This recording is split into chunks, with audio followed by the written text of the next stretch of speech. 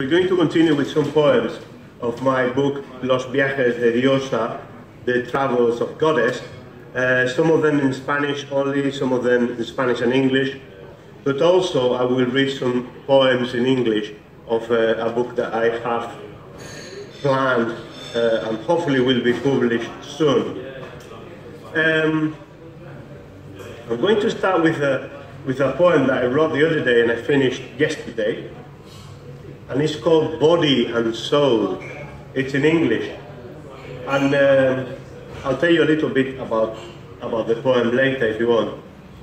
Body and Soul. I have been trying to get my body to meet my soul, but my body is too busy and my soul is too proud. So I run like a headless chicken from shop to shop, from bar to bar, or I drive round and round the road of the ring, ring, ring, ring. Wake up! I've been also trying to get my all-wise body to greet your body, but your soul doesn't trust soulless bodies decoupled, soulless bodies of lust. So now I have sent my soul to Utopia for a holiday in the sunny side, whilst my body covets the earth, watched by the eye of your silver. Thank you. So we were talking before that I have a passion for music and music in poetry, and sometimes I cannot avoid combining both. And this is one example of, in Spanish. I don't know if you know the popular Romanian folk dance from Bela Bartok, yeah? But this is a poem that matches the melody. No van, no son, no hay por qué regálame con cánticos folclóricos, brillo franco y solar, galas asombrosas sin edad. Implóranme con éxtasis fanático en su duda lunar, sienten una gracia especial.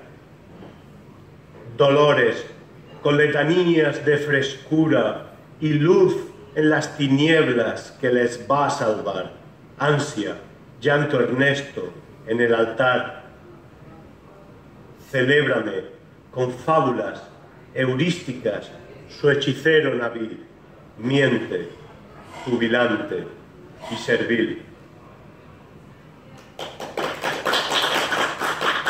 So this poem, as part of Los Viajes de Diosa, The Travels of Goddess, recreates a situation in which a tribe or a village of people in ancient times experienced the transformation of their admiration for a special character into faith and religion, and there is a priest that intervenes, and this priest is basically making up some stories about her, Goddess, the protagonist of the book.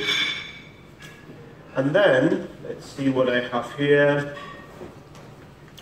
I'm going to read another one that is also musical, in that I hope that you find it musical, but also it has become a song by the Black Sox, which will be played later in the last part of the event. And it's called Takers, and it's a political poem. Yeah? I have to confess that most of my poems have got either an existential or political dimension, and this one goes like this. Takers, sour sins simmering in minds that forgot their own code, wild wind whistling, the truth no one wants to know, brave boats breaking, the waves of the sea as they go, Take us to the lands with no shame. Take us to the lights that fear not. Take us to the fields where it's love, where birds and farmers jointly grow. Talk to the moms with no children. Fight for the flowers with no say.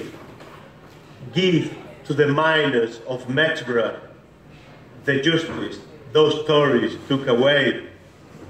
Smile to the homeless who is begging for a night, some soup and the warmth of our notes as they burn in the fire of his notes in the Bank of England's stove. Thank you. And now, to finish my contribution in this part of the event, I'm going to read another poem that has, I like to think that has an element of musicality as well. We talked about it before. And, the Queen, isn't it? Yeah, well, that's for people to interpret. Oh, okay. We don't know who it is. But the clocks again? Yeah, wait for them. Yeah. For 12. Okay. So Robin, I read this poem to Robin before, and he suggested that I read it slower. I'll see how well I can contain myself. It's called The Pulse of the Nation. I am the matriot, the highest patriot. I serve my shares, I soothe my country, I sing my anthem, I save myself. No God, if he doesn't sing along. Eons and eons of red cells squandered. I'll never leave me, you'll never either. Alpha, Omega, Epsilon's drunken, depleted uranium, Euphrates, Tigris, Tony. That Tony. He made me proud, and Dave, and Nick. What a nice bunch of loyal, sincere service studs, spreading my seeds in the world whilst feeding our petals. And you, I always have one place for you in my mind, in my garden of Eden, the east of Eden. The sun bleeds no more, fear not. Crime is just human, lions unliable for feasting on flesh. Your tie, get a tie and a flower for the innocent soldier sent to kill and to die to the line of the front, proud, oblivious to clumsy, pompous, fat generals. Historians claim I should have sacked. I'm no man, no woman, no gender, no sex, no pleasure, no pain. Forget what you saw in the toilet. Eyes of mine, and you shall be healed. Bow, for I am the oak, made of steel, with branches in hell and over the seas, wearing a necklace of bullets of marble for you. For you are the Lamb begotten through me, and I will transcend victorious to death, a nation of pastimes rejoicing eternal. For I am the matriot, the highest patriot. I serve my shares, I soothe my country, I sing my anthem, I save myself. I'm not impressed, no God, if he kneels not at my throne. I love you, for you are a piece, one piece of me, for I'm made of you, for you are my portrait, for I am the map. I love you, I love you. Look at the colors, the shadowy bits, the counties and roads, the rivers and bridges. It's you, it's me, it's Brexit.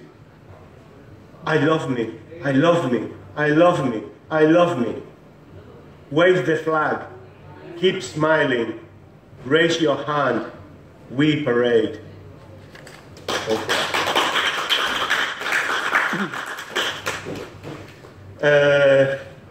One a little bit light-hearted to finish my bit. This one I'll read in Spanish and in English, yeah? It's called Victory. The first one in English although it was originally written in Spanish, victory. The smell of sweat is nothing but sweat as it floats in the air. Victory not always smells like sweat. Sometimes glory, like death, only smells of flowers. Victoria. El olor a sudor no es más que sudor flotando en el aire. La victoria no siempre huele a sudor. A veces, la gloria, como la muerte, solo huele a flores.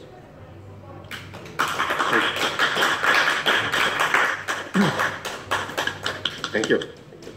Okay. I'm going to read a few extracts from this book that I got published about a couple of years ago, no less, maybe 18 months ago. It's called All the Babble of the Souk. And it was written in England, it was written in Spain, and it was written in Morocco, in these three different places, over a period of about 2 years, on and off. And the first poem in it, the book is in two parts. The first poem is actually a very long poem. It goes 25 pages, and that's the first part of it. And it's got 6 chapters in it.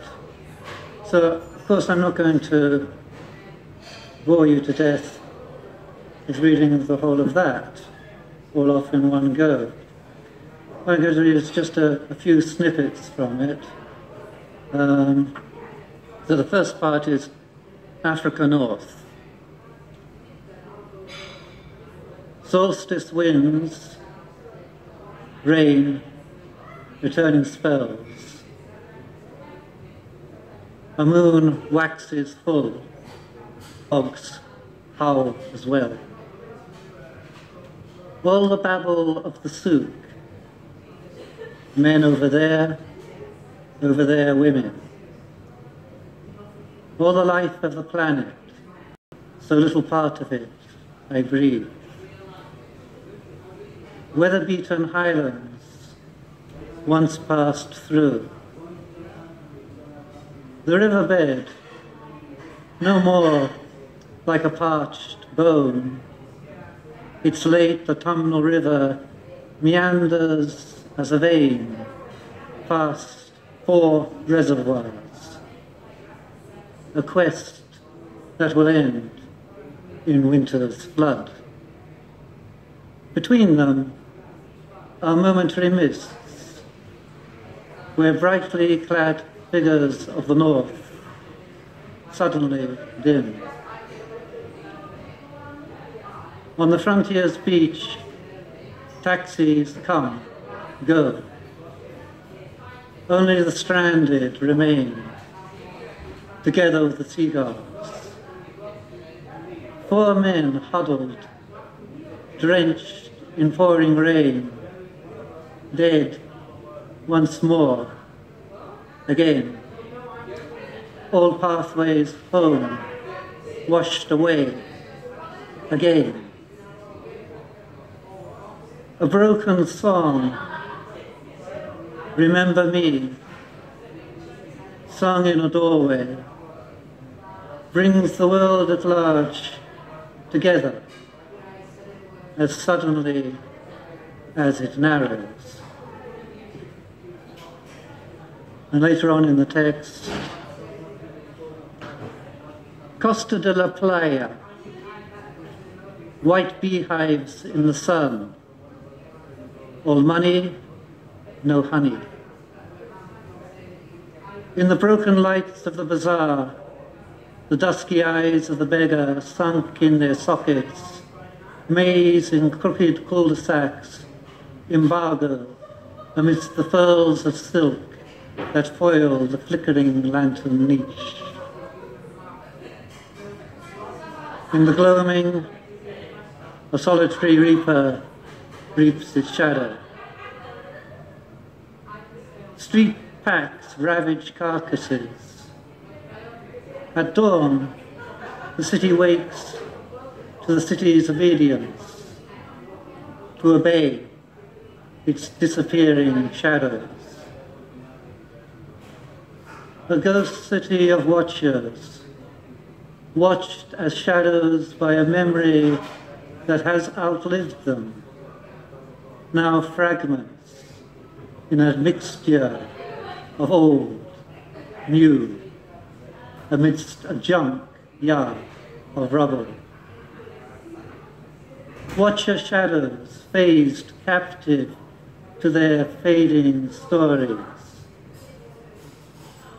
The street mechanics of the day obey their limits, patterns of paths, where we end only to start in a series of nows. Post-mortem of the world at large, an autopsy of ghosts on the slab, born to see. In the boutiques, people seem like their own mannequins. Existence is a mystery with no purpose. Only we endow it with a destiny it does not seek from us. And later on, making a big jump, this chapter is called Departures.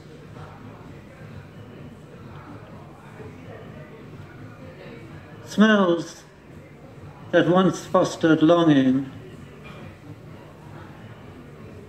vined in their return. Wasteland scrub, shrub, struggle with junk beside a new high-rise.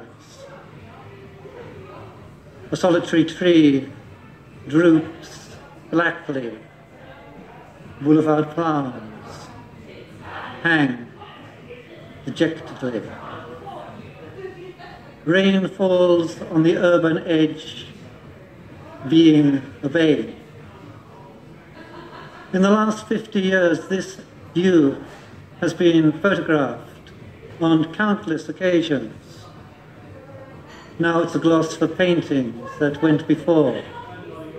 Before that, there were traders, pirates. Before that, settlers hoarding their resources. Before that, it's impossible for the human to live in the real now because of their projects. It's impossible for humans to live in the real world because of their perspectives. We have made time an artifact, as though creation were eternity. We are spectators that mimic a play with words it never uttered.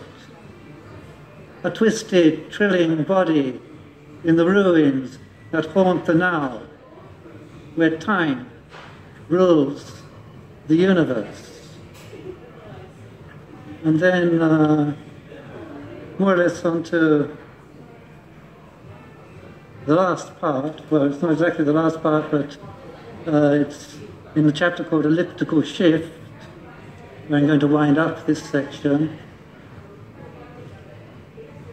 The darkest regions of the planet's mind, the photon of a star in a formless moment, becomes an instance of a memory. As the desert invites the ripple to a turbulence of refrain, a window frame constrains its worldview to all that follows on, as if it could choose between what's real, what's imaginary.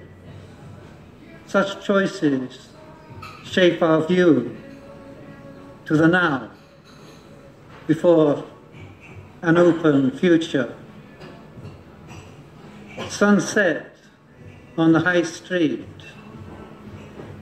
traffic vanishing into it like black dots, whizzing out of the blind, the zonk flank, disappearing into its shadow, dust of ages, its record, all the particles cascading into the horizon's viewpoint, all the bits, pieces in their parts, blowing on the horizon's sunset. Time is not a shadow cast by the world. The world is a shadow cast by time. And that ends the night. So that was the first section, and then after that followed just individual poems, and I've just selected a few small pieces from that.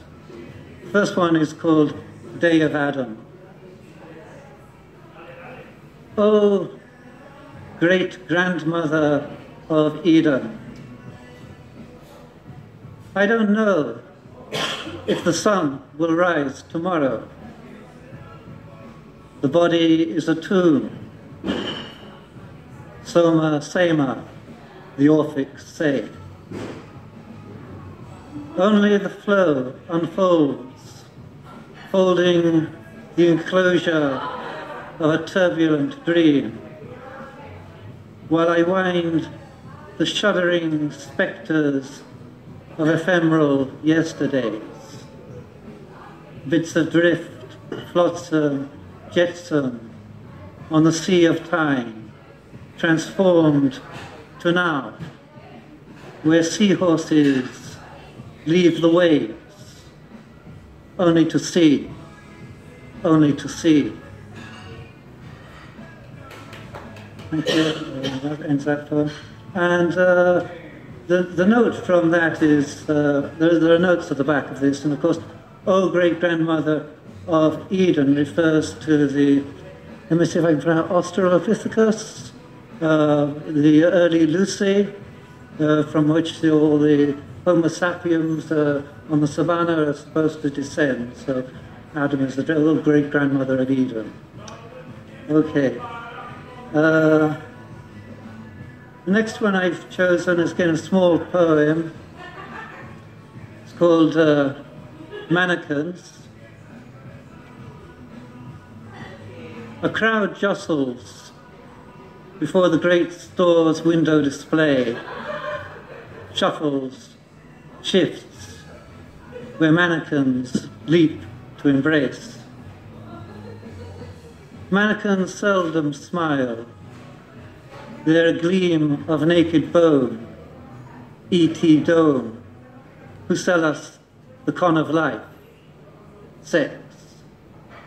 And the crowd is a theatre of props that mirrors its own anonymity, which when it disappears, leaves nothing but the vacancy of the mannequin.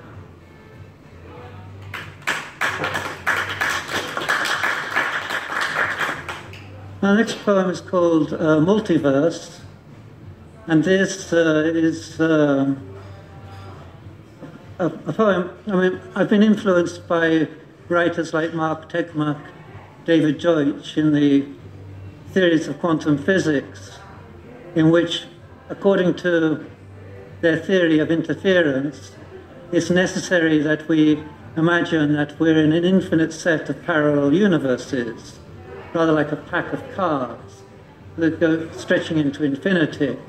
And we're just like one small set of a few cards, you know, are identical. That would be identical universes to us, and then they become more and more variable as they stretch away into infinity on either side. So there's no knowing. But the point about it is that we're just like in a kind of mirror. I mean, we can't touch these universes telepathically. We can't reach them. They're there, but they're parallel to us, but we can never touch them. We can never know them. We're just constrained to the universe that we're in. And so I wrote this poem. I mean, it's just a worldview. So I just wrote a poem according to that worldview called Multiverse. Waves that dance, an ocean maze. as we shadows of white noise emerge as mirror images, alike affinities that converge their symmetries. Though we seem to resemble, they are only an assemble, a pattern parade buried in mirror graves, forever hidden to touch. Where our stories that unfold chance may never know their fate, merged again to veils of time that bind them to their state.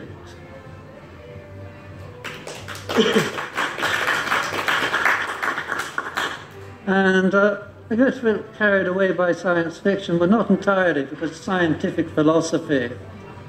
And particularly, the theme of black holes, that it's been speculated, that black holes are not bounced back, so that it's possible actually to fabricate black holes, design them.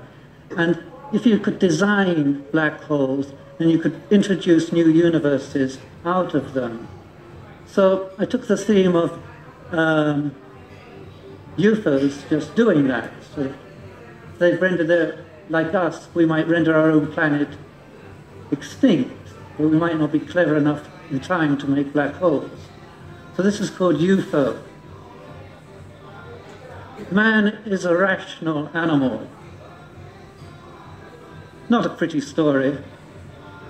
All creatures, great, small, a constructing frontal cortex, a few additional variables of empathy, modulation. We've been watching you a long time.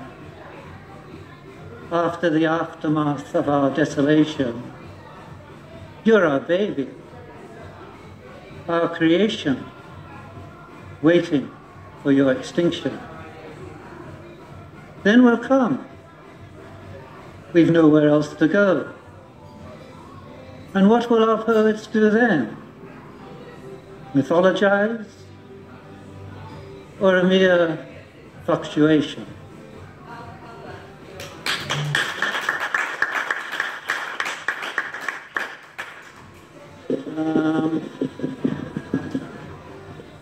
I think I'm going to leave it from that for now, from this book. I've got the next reading, introduce some... You have the second edition and I have the first edition. Yeah, okay. That's the first edition. The second...